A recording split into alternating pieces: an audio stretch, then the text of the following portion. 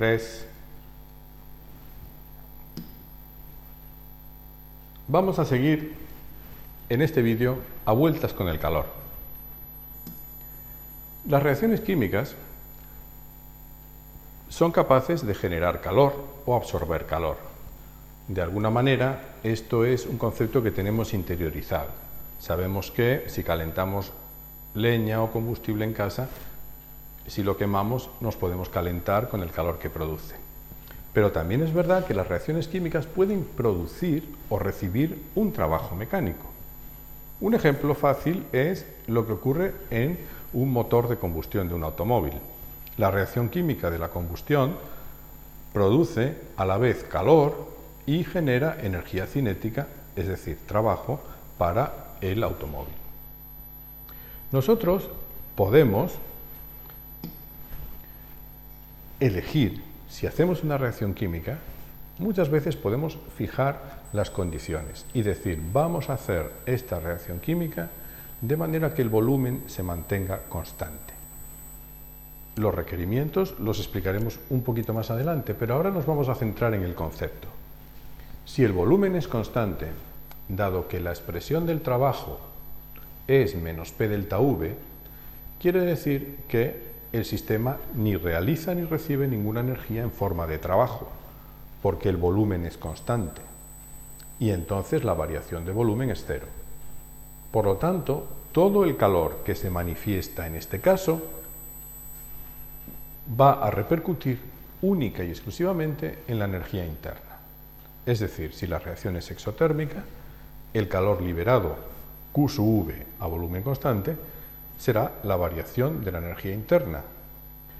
Y si la reacción es endotérmica, todo el calor absorbido repercutirá única y exclusivamente en su energía interna.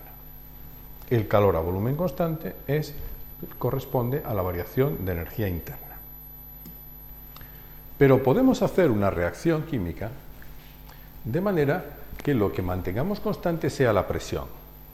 Es decir, si en la reacción química se genera un gas y nosotros dejamos que ese sistema varíe su volumen para adecuarse a una presión constante, por ejemplo la atmosférica, entonces estaríamos ante un proceso hecho a presión constante.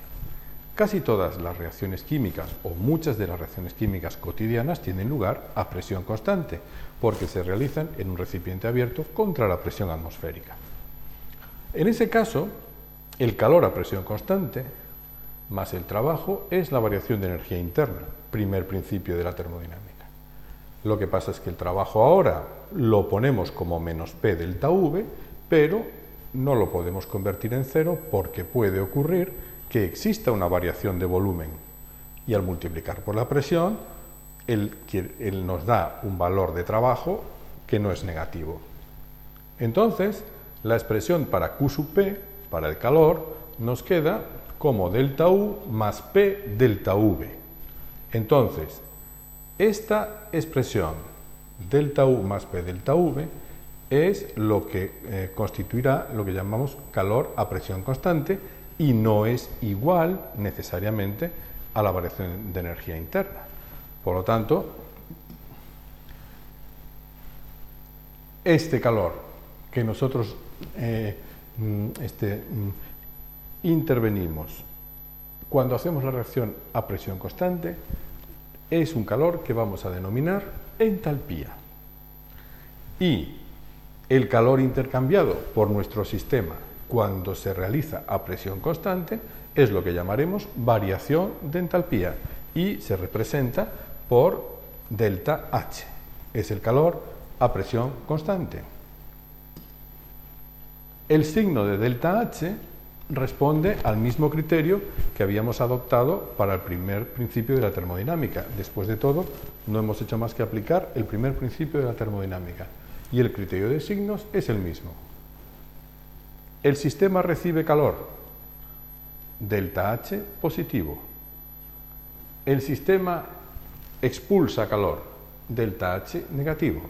Entonces, en las reacciones endotérmicas, el sistema, al pasar de reactivos a productos, aumenta la energía gracias a una entalpía positiva. En una reacción exotérmica, el sistema disminuye su energía gracias a una variación de entalpía negativa. Reacciones exotérmicas, delta H negativo. Reacciones endotérmicas, delta H positivo.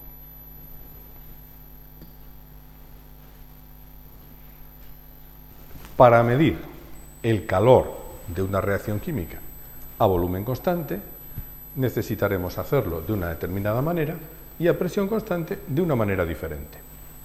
Si queremos medir el calor de una reacción, ya sea positivo o negativo, a volumen constante, necesitamos un dispositivo como este que se denomina bomba calorimétrica. La vasija, en donde tiene lugar la reacción, ha de garantizar que el volumen no cambie. Puede ser de un elemento metálico herméticamente cerrado, de manera que delta V sea cero porque el sistema impide cualquier variación de volumen.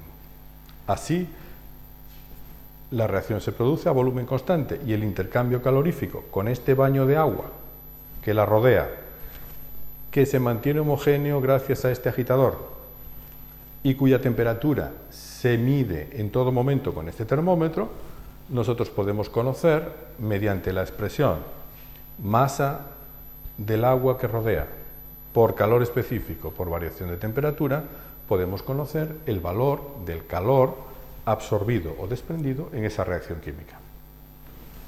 Si nosotros queremos medir el calor a presión constante,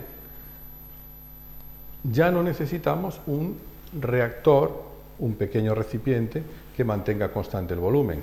Podemos hacerlo contra la presión atmosférica en todo momento y con un simple vaso calorimétrico formado por un recipiente aislante y una tapa, nosotros podemos medir la variación de temperatura con el termómetro y obtener por la expresión masa calor específico delta T la variación de entalpía que se produzca en una reacción que tenga lugar dentro de este recipiente. En muchas reacciones no obtendremos el mismo valor. Siempre que este término sea distinto de cero, la entalpía y el calor a volumen constante no serán iguales.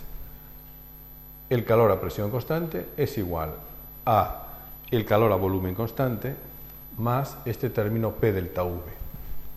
Si hay la aparición o desaparición de moles de gas, es cuando este término P delta V lo podemos calcular con la expresión de la ecuación de los gases, en donde delta N RT nos daría el producto de presión por variación de volumen. Entonces, la expresión que finaliza esta transparencia lo que indica es la relación entre el calor a presión constante de una reacción o el calor que podemos obtener de ella si lo hacemos a volumen constante y la relación que hay entre ambos, que calcularíamos con este producto de variación de número de moles de gas por R, expresado en julios, y temperatura Kelvin.